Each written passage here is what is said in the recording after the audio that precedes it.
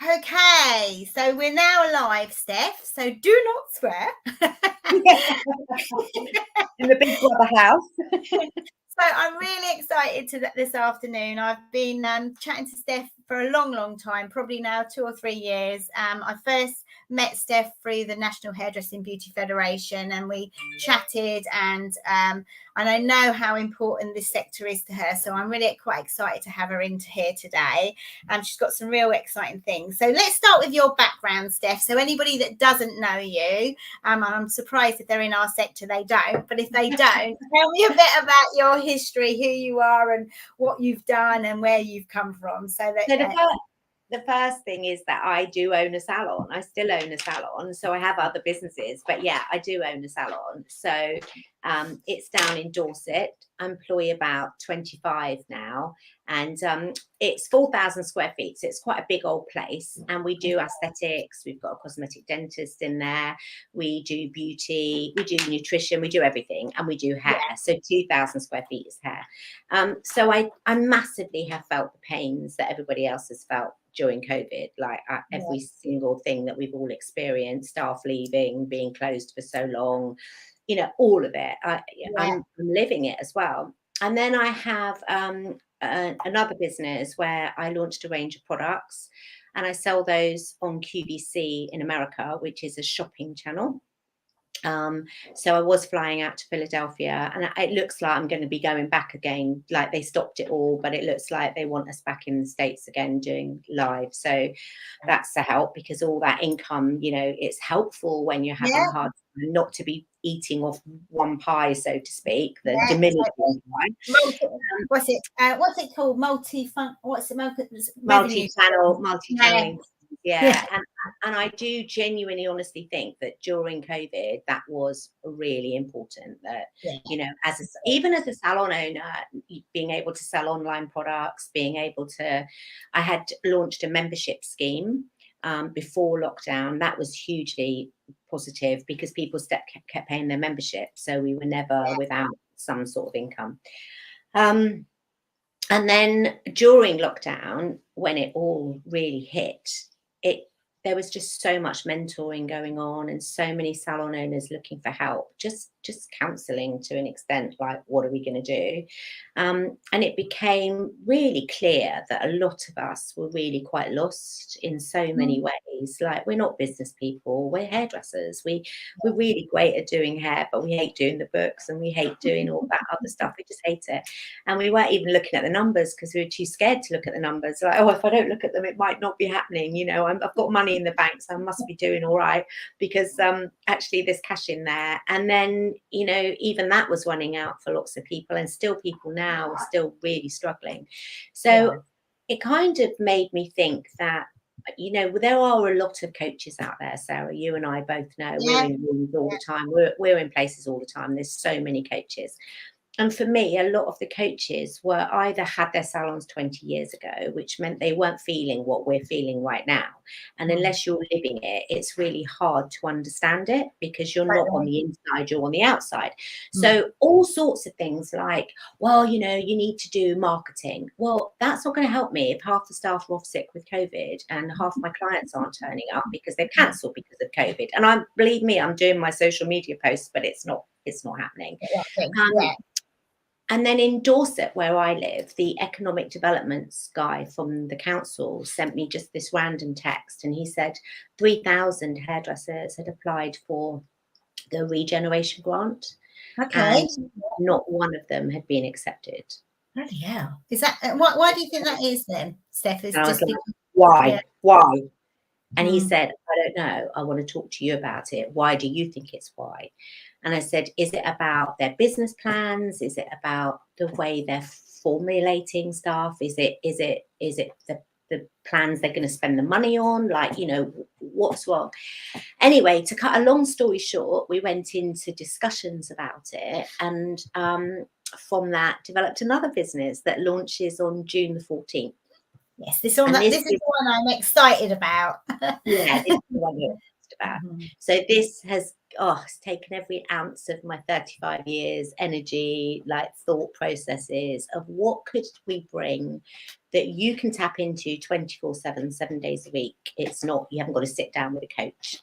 That's fun, because I don't know if you've ever had a coach, but I have to be having fun. If I'm not having fun, I just switch off, like I'm just bored.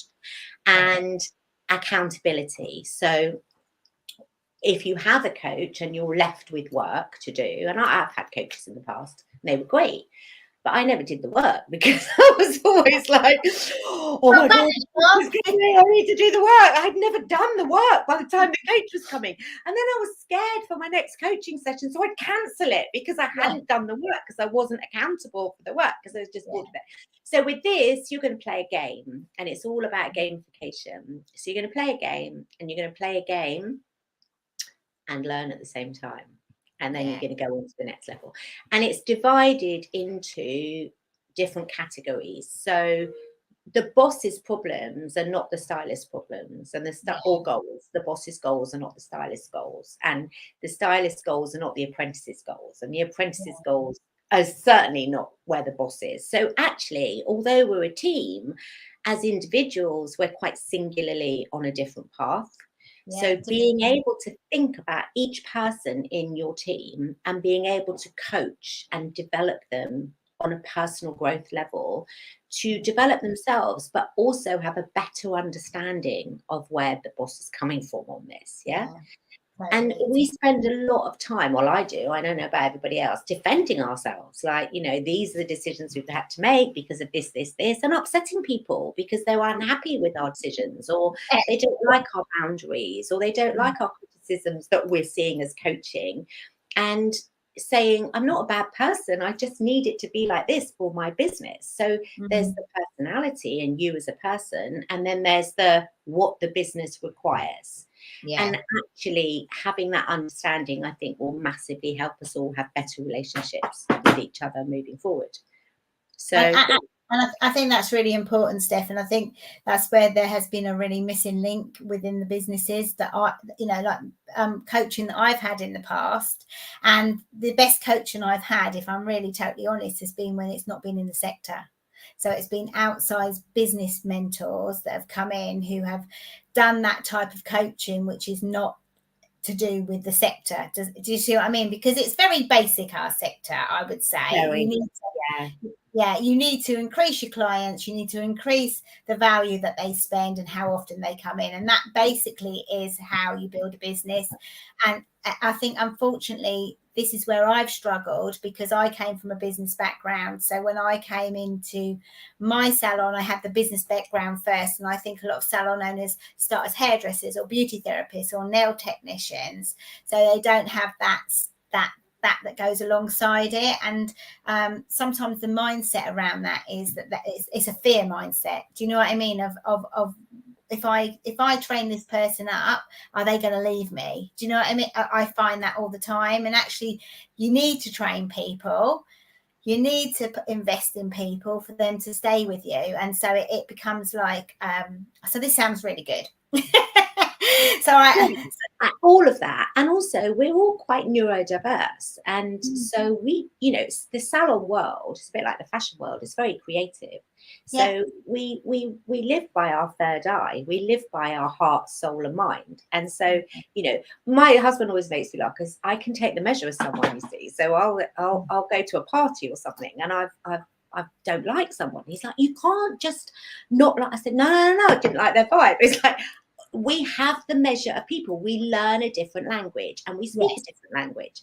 And once you come outside of that and try and get coached in a really sensible, logical way, it doesn't make any sense to us because we don't see the world like that. So actually, I then brought in a neurodiverse coach, Alison. So she helped me develop the app and the program. And she gets that we learn differently. We learn visually. So if I say to somebody, well, how bad is it? And they say, you know, it's 142%. I'm like, what? If they say it's a tsunami, I'm like, oh my God, I get it. It's a tsunami. It's going to drown us. You have to speak to me in visual. So if you say, I'd like my hair sort of, you know, that kind of orangey colour. I don't get it. If you No. say, I'd like my hair the colour of conker, I'm like, oh Yeah. I Yeah, get get that. it now. Totally. Yeah. Yeah. And it's really funny you should say that, because we have to, part of our apprenticeships when they come in, we have to do like what's called a bark. So it's like basically how do you learn? And I would say probably 80% are kinesthetic learners, which means they learn by seeing, doing, and you know, like that's and vision. So if you're a kinesthetic person, when somebody starts giving you figures and stuff, it just goes it's boring. I'm not, like, you literally turn off as people, and you don't learn. Okay. So how do you think going forward with apprenticeships and how we recruit? I mean, we have a massive problem in our sector at the moment. How do you think that needs to change from a salon owner's view, and also from the apprentice's view? What do you think is going to happen? So I think we need to change our attitude towards apprentices, really. You know, we don't own them. So all this, well, I'm going to train them up and they're going to leave. We all left. Like, not one of us is working for the salon that trained us. So, so why are we allowed to leave, but we expect when we train an apprentice that they stay with us forever? You know, I'm going to be 93 with the same apprentice. It's not going to happen. No. So I think my approach to the apprentices is that I'm going to train you to the very best I can, because you're going to have my name all over your head forevermore. When you go somewhere else, I want you to say, I had a really good training in 10 or 15 years' time. And I'm grateful for that training. And so I see it as like fostering children. They're never yours. They're never yours. You bring them in, you foster them, you do what you can for the time that you've got them, and then you let them go. But always be ready to bring in the other ones. And I think we've got too bogged down with they're a pain in the neck, they don't want to work, they've all got an attitude problem. Well, I'm pretty sure that we were all exactly the same. And the amount of time I hear stylists saying, well, we used to have to clean the skirting boards with a toothbrush when we were juniors. Like, every generation, and when you've been doing it as long as me, you hear it. Every generation thinks they had it harder than the generation before. These kids are much more savvy these days because they've had the internet and things like that. They're much more, these are my rights, but they're much more ambitious as well. So they see the opportunities better. And given the right mental guidance, you can make them more ambitious, and they can thrive for you for the time that they're with you. They can want to do their best. And this is another thing that our new concept will help bosses to do. We call it the boss. So we're helping them to do that, like, you know, helping you to see it maybe in slightly a different way, and not in this, oh, I'm not putting all this into apprentice, and the minute they're qualified, they're going to leave. Not necessarily. If the goals and things I've just had an apprentice leave. She's been with me for 7 years. Now, in her case, she needed to leave. Because she was a little bit institutionalized, because she only knew my way. So she's a bit complacent and a little bit, well, Steph will never let me go because I've been with her for 7 years, and that's probably true. I probably would never have let her go. So I had to guide her then in another way and encourage her in another way, because she needed to go and experience stuff. When she left, a previous apprentice came back. That's what I mean. So the previous apprentice, Mackenzie, she had left to go on to work in a small salon and thrash it out, and then realised that she loved the standards, or she loved the way we did it, or she wants to develop to the next level now. So she wants that input from us again of more training, more. So she's come back. And so as long as you keep your relationships good, then, and you're in a community area, then you keep good relationships with the ones that you can see are going to have a future. And the ones that really are uncoachable and not interested, don't waste your time. Like, just let them go, because they're never going to, your red flags are there, and it's never going to happen. And you'll watch them in 5 years' time. They're working all over the place, but not in the industry. So, and I think that's important. And, you know, I mean, some of the figures that I've heard that have been quoted, especially about how many apprentices are actually coming into the hair and beauty sector, are really low now. Why do you think that is, other than what you've just said a minute ago? So I think, from my experience, I used to go into schools and speak to schools myself. So I'd go out and directly recruit. So I phone the careers people, and they're always super welcoming. Always, they want you to go in and talk about the industry. And I've been fortunate because I haven't just stood behind the chair. I've done session work, I've done TV work, so I can really speak of a big side of the industry and how exciting it can be. And the last one I did, I was so demoralized by the teachers that I just swore I'd never do it again, because it was just so, we had 100 girls, and it was a girls' school. We had 100 girls in a room. So 100 girls had attended. That's how many were interested in hair and beauty. 100. And so the teachers were all stood along the side of the room. And this girl stood up, and they were allowed to ask questions. So this girl stood up, and this teacher stepped forward, literally, and she said, "Why are you interested in hair and beauty?" This was in front of everybody. "You're a really bright girl." I know. Why on earth would you be interested in hair and beauty? You have the intelligence to become a lawyer. Why wouldn't you want to be a lawyer? And I just looked at them. So I said to this woman, the teacher, "Do you have any idea how much a lawyer earns?" Well, she went, "Well, of course, yeah." I said, "Do you have any idea how much a hairdresser earns on a session styling day or a TV day? Or generally, do you know how much a successful hairdresser earns?" Because I know we talk a lot about it being poorly paid. It can be poorly paid, but if you've gone out there and made a success of it and made a success of yourself, it's very, very well paid. Very good career. I'll be honest, as a child, or growing up, I worked in a salon on a Saturday, and I used to go out with my a friend of my dad's best friends, who was a hairdresser. And I went to live with my grandparents when I was 14, and they both had business. They had a business, and they dissuaded me against the hair and beauty sector. I came back to it when I was 38, and I have to say, out of everything I've ever been in, this is the one I've made the most money in. Do you know what I mean? 100%. So, my mum and dad were furious when I said I wanted to be a hairdresser. You know, they really thought I was throwing my life away. It was almost borderline rebellion. I mean, like, I was rebelling. Like, what are we going to do with her? We need to sort her out. How are we going to keep her on the straight and narrow? You know, like, she wants to be a hairdresser. They genuinely thought it was terrible that I wasn't staying at school. And those days, obviously, we didn't have league tables and all the rest of it. So it comes down to money for the schools. So every kid that stays for further education, they get money for. So I'm a massive, massive believer in older apprentices, because sometimes the ones that were dissuaded at 20 still, do you know, I wanted to be a hairdresser, always wanted to be a hairdresser. They're great for bringing them back in, because they missed that moment. And by 20, they're strong enough now to say, no, this is what I want to do. I know this is what I want to do. And they're committed. And they're committed as well. So committed. So committed.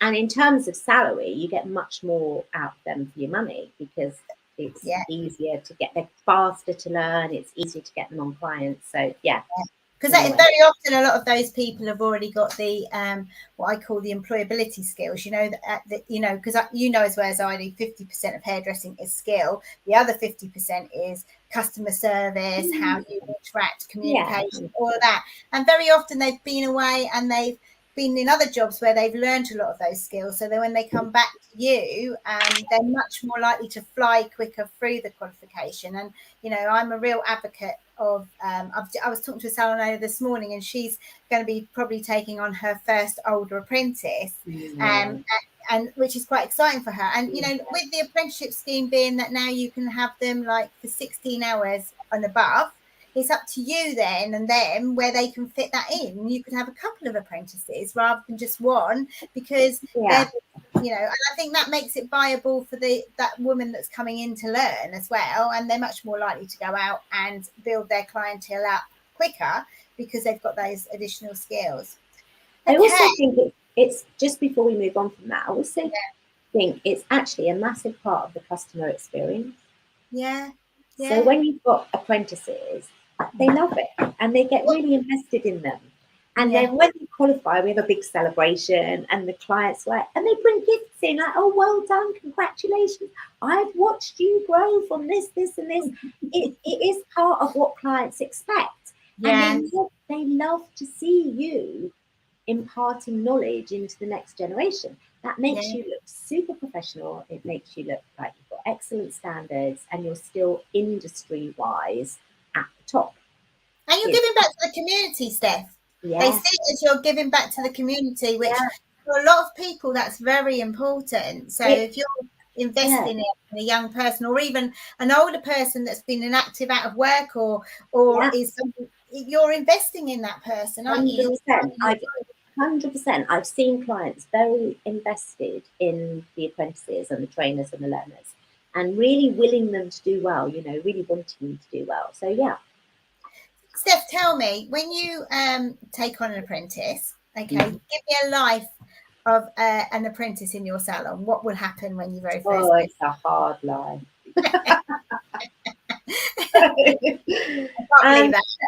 So if we have enough, then we like to assign them to a stylist. One stylist. And the stylist takes responsibility for that apprentice for a 3-month period. And then we move around. It's like a dance. And then, because the thing is, I genuinely believe that there is no one right way, to be honest. We all work differently. So actually, you might connect with a stylist whose work you love, whose way of working you love, whose clientele you particularly love, and you want to be like her, like when you grow up, so to speak. Because I remember I had a stylist. I think we all had a stylist that just inspired us. We thought she was amazing and we wanted to be like her when we were finished. So it's finding that right inspiration within the salon. And then it's my responsibility in those 3 months to impart some skills into her that somebody else will benefit from when they get her for the next 12 months. And so when we have a move around, the junior apprentice comes to me, and she's really not great, really lacking, then my first port of call isn't the apprentice. Yeah, it'll be the stylist. Yeah. There you go. So my first port of call is who's just had her for 12 weeks and how much time and effort has that person imparted into the apprentice? And why doesn't she know this basic stuff? Because it's not her fault. Yeah. So that really allows everybody to lean in to the apprentice, and it allows everybody to have time to make a relationship with her, because she'll go on her breaks when you say, she'll have things for you to do, you'll start chatting to each other a bit more, and you'll develop a relationship. And then it allows the apprentices to have different mentors in the salon with whoever they connected with the best. And sometimes on a move around, they'll be like, oh, I don't want to move, I really love working with Nikki, or I don't want to move. And then the stylist will say, can we just stick? Do we have to move? I love her, she's great. I've just got her to where I want her to be, and it's time to move around. It's so tough. I get to have her. And you'll always have your superstar apprentices, always, but actually they're not so much the ones that need the most focus on. You know, some of them really struggle with all of it, so those are the ones that need the input, and that works really well for us. Do you think that also helps develop your stylist skills as well? Well, it helps the stylist to see it's just not my responsibility to train the apprentices. You know, it's this sort of lack of ownership and responsibility for anything in the salon except themselves. And no, you know, we are a team, and when you were an apprentice, stylists put into you, they let you blow dry a little bit of the back of their blow dry while they just went away for a minute and then came back. They let you, you know, put the products on for them. They let you, I don't know, put a root colour on for them. They let you do stuff. And so we need stylists to do the same, because if the stylists aren't doing that, then the apprentices aren't getting a chance. And that's when they get bored. And that's when you lose momentum, when they're just sweeping the floor, making, well, in our salon, they don't make teas and coffees, but if they were, then you get pretty fed up with that because they feel like a skivvy. Yeah, yeah. Rather than actually doing what they came to learn a skill, to be able to be ahead. And also, I think it's a bit, that you want them to be trained up as quickly as possible, because we know that our top stylists, like we talked about earlier, at some point may leave. So we need that next person coming through to fill that space. 100%. Otherwise, we lose that income completely. Do you know what I mean? 100%. So it's important. Yeah. It's that next generational thing, isn't it? So you're always moving, and that's what I mean. I don't know where this thing has come from, where people have to stay. Yeah, They're yeah. not going to stay forever. You can't expect people to stay forever. I've got 2 that have worked for me for 30 years. And in this day and age, that wouldn't happen now. No. That wouldn't happen. We had the conversation this morning, didn't we, when I said to you, like, before COVID, and this isn't just in my salon, but this is in my ordinary, my training business as well. Out of the 15, 16 people I had before COVID, there's 2 people I've actually got that were there before COVID. And that's because people's decisions change, lifestyles change. And, I think one of the things I find in our industry, we take things very personally if someone leaves, and it's not personal. It's about, them making decisions for their own lives. Do you know what I mean? It's nothing, and it doesn't necessarily be anything we've done wrong. They've just gone down a different avenue or whatever. Yeah. Things change, but the whole world has changed. So, we don't own these people. They're entitled to leave, and they're entitled to go somewhere else. So we need to change, I think. Maybe I heard of some salons where, because of this, they're no longer allowing clients to lock down with a stylist. Right, okay. So they can't stay with that particular stylist because they're so worried, the fear factor. So they do it behind the scenes. The clients don't know, but no, I'm sorry, she's fully booked, but I can offer you so-and-so. And then when the client's been moved a bit, a few times, she realises that actually they're all good in here. Yeah. So it doesn't actually matter who I have, because actually they're all good. And then when that team member leaves, there isn't that, oh my God, she does my hair. Who's now going to do my hair? I've also heard of them changing stylist names in the salon. Right. So if my name's Steph, then you're only ever going to know me as Belinda. Right. Okay. Right. And then when they leave, the Facebook and all of that isn't so easy because they don't know you will. Oh my God. Yeah. So I'm not saying I'm doing that, but there are now salons putting in place things that will lock down their business to limit the damage if somebody does decide to recruit and take staff and or clients and or staff with them. Very innovative by the sounds of it. Okay. I don't know what my view is on that, actually. No, not me. No, I don't know whether that's something that I think is right.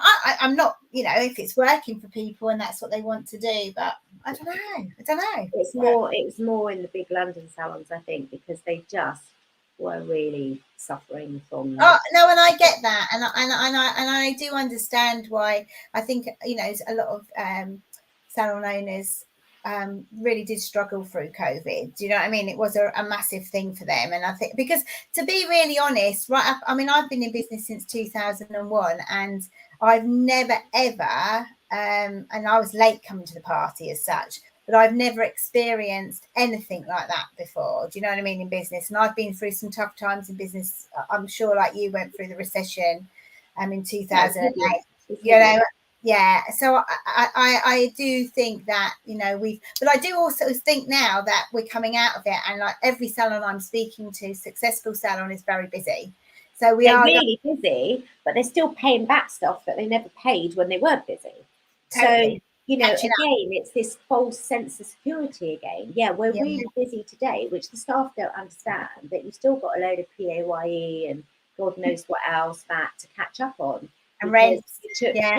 Because you took a break, or you knew that most of them had a strategy by way their accountants had advised them, like, if you don't pay this, nothing will happen. If you don't pay that, nothing will happen. If you don't pay that, the doors will be closed. And it was like you were, you know, deciding who you were going to pay and who you weren't going to pay, which again was part of the conversation with the council, as most salon owners didn't know that. They hadn't given that information. So they were debt loading with bounce back loans and things like that. Whereas in actual fact, they could have structured that a bit differently if they'd have known exactly what they could have got away with, basically, and what they could. So, but they haven't got that team around them like a business owner needs to have, that they can go in and get that advice from. That's right. And the employees don't know that, staff. They don't know what you're going through because we don't share it like we can.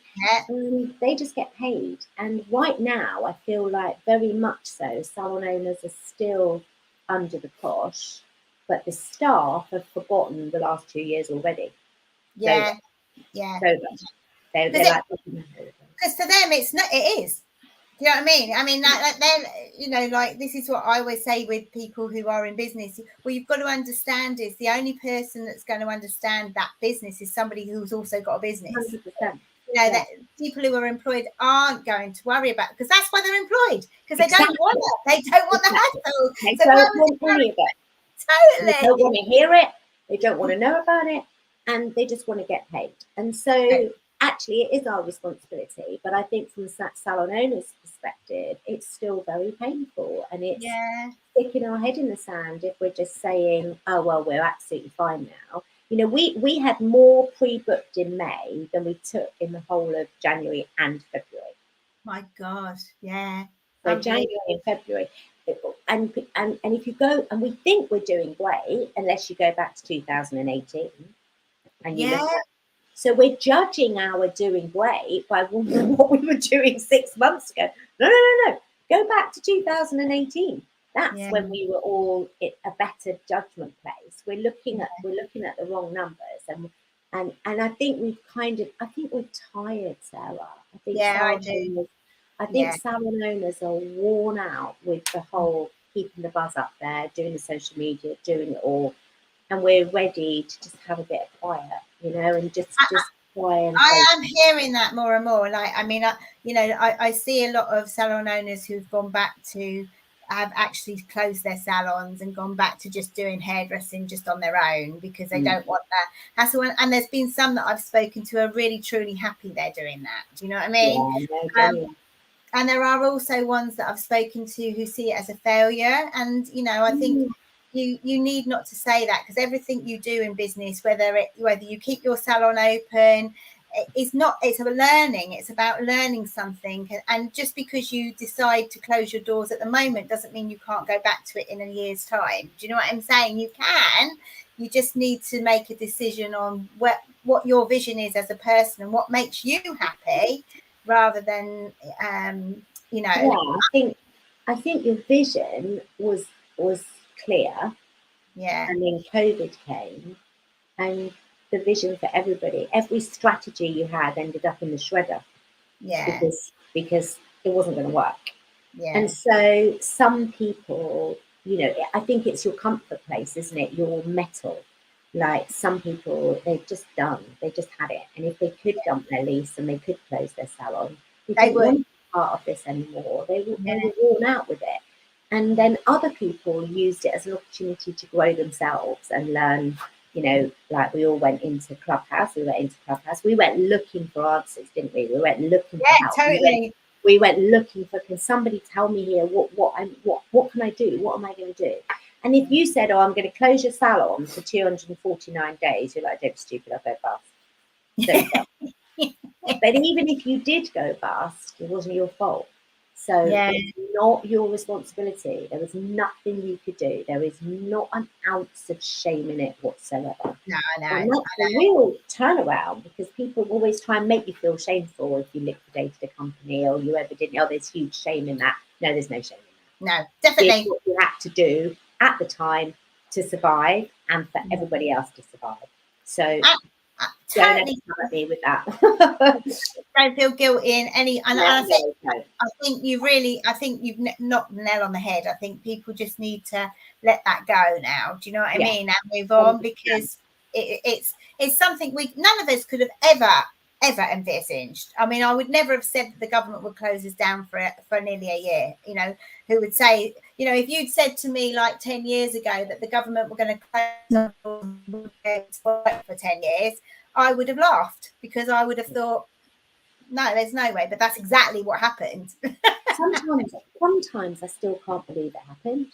Sometimes it's so huge that I can't believe that every single shop, garage, hotel, you know, everything closed. Was closed.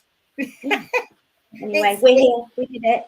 We're here. Anyway, I know that I haven't got a lot more time with you, so I do want to finish on some advice. So couple of advice. So if you were a new apprentice and you were thinking about getting into the industry, what words of advice would you have for that apprentice? So my first bit would be find the very best salon you can find.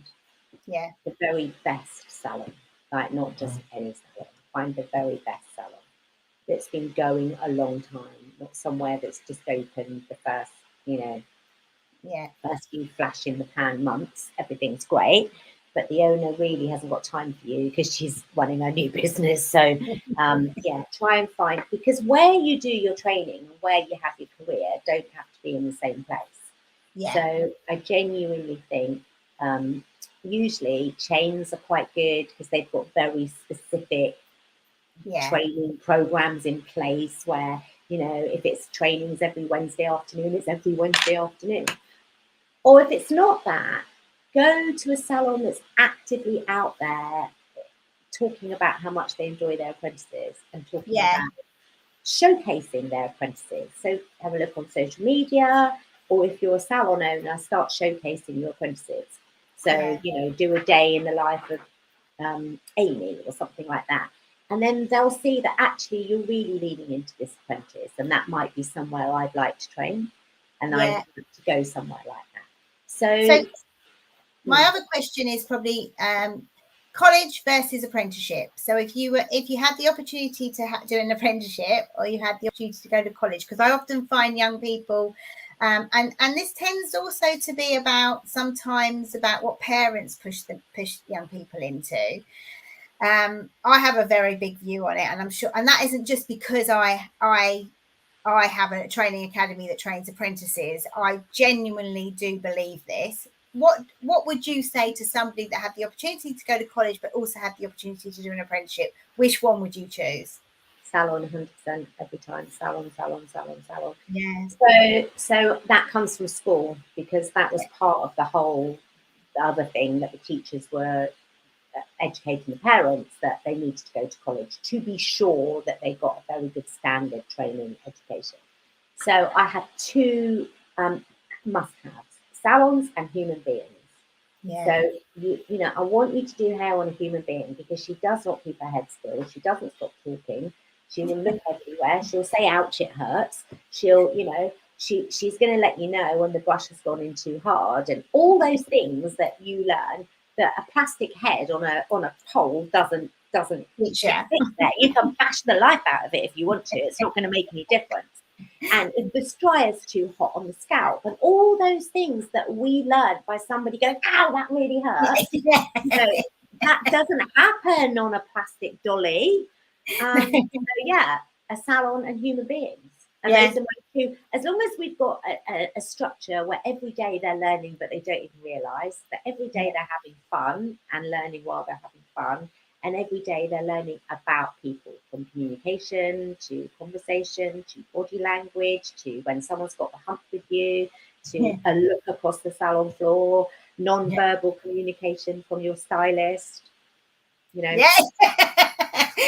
teamwork. Botox killed that a bit, didn't it? Because none of us could frown for a while, because we all went down the Botox route, and then you're trying to frown like, no, don't wash those highlights off yet. And then you found that you couldn't frown, so like this, then we had all these other things. But all of that is part of your groundwork for you becoming a stylist yourself. And you're learning to interact. So obviously I've taken on girls that have had a college education, and you know, don't get me wrong, they can do the skills, but I call it flat. I call it still flat. So they can do the skills, but they haven't got the other 50%, the 50% that matters. Do you know what I mean? It's the difference between being a hairdresser and being a fantastic hairdresser. That's the only way I can, or a beauty therapist or nail technique. That it's that tipping edge to where they are, and you're so much more further on if you get an apprenticeship. So much further on, and actually, this is probably the best time because salons are looking for apprentices now. Do you know what I mean? They need that extra person to come in and help them so that they can, you know, even if it's just taking color off or washing hair or being able to pick up the phone when they're back to back with clients. So this is the time. I just think it's the most biggest opportunity right now. Like, and you can go to Australia for £10 at the moment. So if you're a hairdresser, you get 60 points because you're a hairdresser. You've got a qualification. So if I was aged between 18 to 34 right now as a hairdresser, I could go around the world if I wanted to. Literally cutting hair and getting jobs. There are not many jobs. If I work in a bank, I can't really do that. I have to wait until they're recruiting for Dubai or somewhere, and I've got to put my name on the list and da da da da da. As a hairdresser, you have this fantastic freedom, and now they can showcase themselves. So they can put all their own work up in their own TV show virtually called Instagram, and they can be the stars of their own show every day. And then they can do session styling, they can do TV work, they can learn makeup, because they can connect with any single person they want to connect with to get them stuff. Whereas in my day, when I got into that, you had to be introduced to the person who was actually putting the team together. And once you were in that team, it was dead man's shoes, and they weren't going to go out looking for anyone else to join the team. You were on the team. So, for example, Strictly Come Dancing, the team was the same team for about 8 years, and that team also did Dancing on Ice because it was ITV, it was easier. So let's just do the same hair team can go over there. And everybody who was on that team was so protective of their team shirt, they weren't going to let anybody else in. And, you know, that's not the NDAs and stuff. Whereas now, oh my God, like you can audition on Instagram. So it's even more competitive. And so if ever there was a time, hair and beauty is such an amazing industry to get into. Go on cruise ships. They will say it again. You can teach. Ibiza for the season, working in a salon. They're screaming for hairdressers at the moment in Ibiza. You know, like if I wasn't coming to the end of my career, if I was young now, I said, oh my God, if nothing else, it's going to let me see the world and give me travel opportunities. A skill for life, Steph. It's a skill for life. Do you know what I mean? You'll never be broke because you'll always be able to make money. So you're cut hair on the beach. Totally. Totally. And that's what I mean, you know, for anyone that's thinking about getting into the industry, this is the time, like Steph says, you know, we've a lot of people have left the industry and now we need new people. So come in and do it. Okay. What about salon owners? What would their advice be to salon owners at the moment if they're thinking about apprenticeships? I would say try and find a way to make it work for you, even if you take on one and make one your protege. Like you're leaving a legacy. Every time you train somebody, there's some of you in that person forever. And so now I look around my area and some of mine have opened their own salons and they're now training others. And I always get a little swell of pride because I think, love me or hate me, I did train you. You are now earning a living from what I put in there. You know, like it does give you a feeling of giving back. And fulfillment. And I'm mindful that someone poured into me. Someone poured into me. Someone got me through my apprenticeship. Somebody stayed late and showed me those highlights that I kept bleeding because I couldn't get back to it. You know, somebody showed me how to hold the brush and hairdryer properly because I was all backhanded and couldn't do it. Somebody sent me home with a scissors and a comb and made me flip my comb all weekend till I got the hang of it. Honestly, a stylist said, "You look ridiculous with that comb. You're not even holding it properly. Take this home this weekend and just practice every time you're watching television." You know, somebody. So I think we need to. I believe in karma. You know, I do, and I think if you give in, you get back. And honestly, you'd be amazed how much your clients respect you, and your business as a professional business looks so much more professional when you're training someone else and someone else is shampooing and they come back to you with the nonsense conversation that the apprentice had with them that they're not allowed to have, that we've trained them. So a client said to me, she said, "Oh, are you going out tonight?" "Oh, I'm not allowed to ask that." And she literally this is literally what she said. "Oh, I'm not allowed to ask that. Oh, are you doing anything nice today?" Oh, yes. Yeah. But obviously somebody had gone through communication with her, like, you know, we don't want to be seen as those, "Oh, you're going on holiday," you know, how people take the mickey out of us. But at least she was starting a conversation with the client and she was trying. So yeah, well, I love them. They're gorgeous. Thanks, Steph, for today. I mean, I really appreciate you coming on. I think there'll be a lot of people that will watch this back and get a lot of value out of this. So I am going to love and leave you so you can get on with your day, because I know you've taken nearly an hour, which is absolutely brilliant. And I love speaking to you. You know what I do. Oh, thanks, Sarah.